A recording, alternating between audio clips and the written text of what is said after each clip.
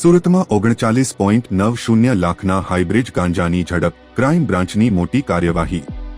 Surat શહેરમાંનો drugs in Surat અભિયાન અંતર્ગત crime બ્રાન્ચે મોટી સફળતા મેળવી। બાતમીના આધારે સચિન પોલીસ મથક હદમાં લાજપોર ગામ નજીકથી ફોક્સ વેગન કારમાં સફર કરતા સુલેમાન ભામજી અને શુભમ સુમરાને ઝડપી પાડ્યા। તપાસ દરમિયાન તેમની પાસેથી 39.90 લાખના હાઇબ્રિડ ગાંજાનો જથ્થો મળ્યો।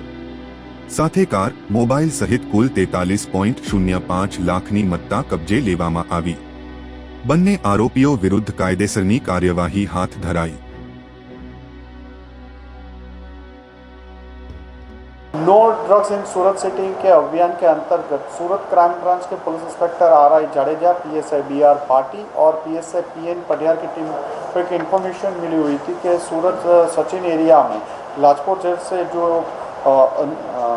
अयोध्या इंडस्ट्रियल पार्क के जाने वाला रास्ता है, वहाँ पे दो इसम एक 4 व्हील गाड़ी लेके एनडीपीएस ड्रग्स की डिलीवरी देने आने वाला है। इस इंफॉर्मेशन पे उन्होंने वर्कआउट करके अपनी टीम के साथ रेड की तो उसमें एक वॉक्सवैगन कार में से 2 इसम मिले, जिसमें एक सुलेमान इस्माइल भामजी और शुभम महेश सुमरा, जिसमें सुलेमान नवसारी जलालपुर का रहने वाला और शुभम सुमरा सूरत जहांगीरपुरा का रहने वाला। इन दोनों के पोजीशन से पुलिस को 1300 ग्राम जिससे प्योर अच्छी प्योरिटी वाला हाइब्रिड गांजा मिला हुआ है, जिसकी करीबन कीमत 40 लाख से ज़्यादा होती है और उनके पास से टोटल 43 लाख से ज़्यादा मुद्दामाल सीज किया गया है।